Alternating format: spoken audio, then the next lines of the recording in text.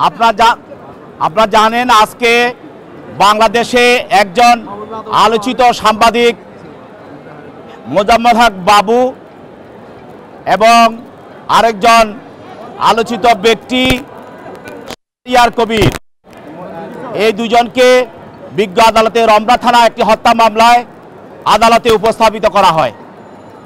এবং আপনারা জানেন যে এই যে মোজাম্মেল হক বাবু এই স্বৈরাচারের 15 বছরের স্বৈরাচারের একজন দোসর, সে সাংবাদিকতার নামে একজন অপসাংবাদিকতা করে সাংবাদিকদেরকে মানুষের কাছে হেয় করার জন্য যাহা যা করার দরকার এই মোজাম্মেল হক বাবু করেছে।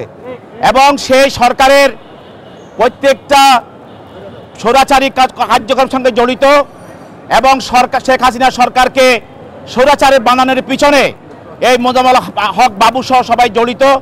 এবং সে কি সুবিধা নিয়েছে আপনারা জানেন। এবং সে 71 টিভিতে সারা বছর এই 15 বছর স্বৈরাচারের পক্ষে কথা বলেছে, জনগণের পক্ষে কথা বলে নাই। এবং সে এই স্বৈরাচারের দোষর হিসাবে তার স্ত্রীকে অপরাজিতা হক, তাকে 2 বার সে পার্লামেন্টের সদস্য বানিয়েছে সংরক্ষিত আসনে। এবং তার স্ত্রীর নামে সে পূর্বাচলে 10 কাঠা একটা প্লট নিয়েছে এবং তার নিজের নামে সে উত্তরাতে 7 কাঠা একটা প্লট নিয়েছে।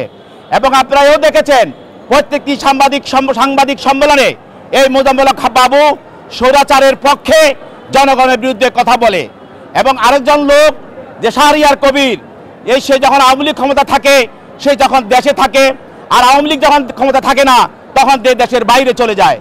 আজকে এই শাহরিয়ার কবির গত 15 বছর যাবৎ এদেশের মানুষকে হত্যা, গুম করা এবং ইসলাম ধর্মের এবং বিরুদ্ধে কথা বলা, আলেমদেরকে কটাক্ষ করা এবং আমাদের মহানবী সাল্লাল্লাহু আলাইহি সাল্লামকে কটাক্ষ করা, সব কিছু তার প্রতিদিনে তার কাজ ছিল।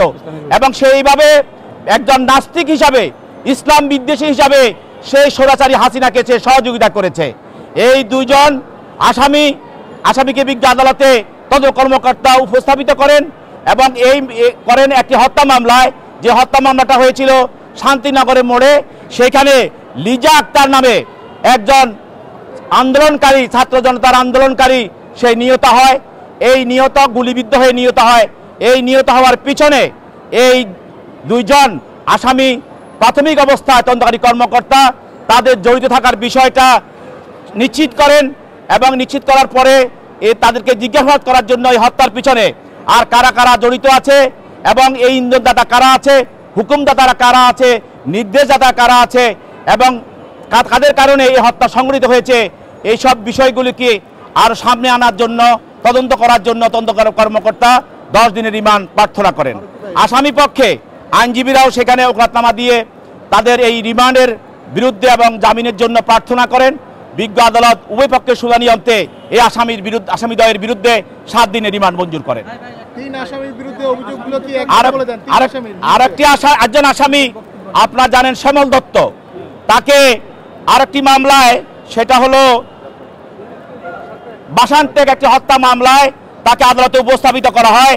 এই মামলার যিনি মারা যান, নিহত হন আন্দোলনকারী ফজলু, এই ফজলুকে গুলি করে হত্যা করা হয়।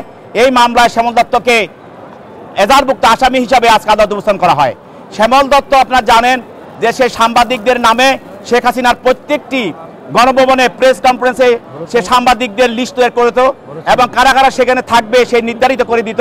ইভেন কি এই মামলার যে আসামি ছিল আহমদ সুবহান এবং তার ছেলে, তাদের মাধ্যমে আন্দোলন দমনের জন্য টাকা সংগ্রহ করেছিল এই শ্যামল দত্ত এবং সে টাকা বিলি করেছিল এই শ্যামল দত্ত। সে আজকে দাঁড়ি ফেলে দিয়ে সে মোজাম্মেল একসঙ্গে তারা ভারতে পালিয়ে যাওয়ার চেষ্টা করেছিল, যাওয়ার পথে তাদেরকে গ্রেপ্তার করা হয়। এখানে আরেকটি কথা বলে রাখি যে মোজাম্মেল হক বাবু তিনি একদিন কনফারেন্স সাংবাদিকদের বলেছিলেন যে আমাদের দেশের মন্ত্রী এমপিরা জয় বাংলা জয় হিন্দ বলে না কেন?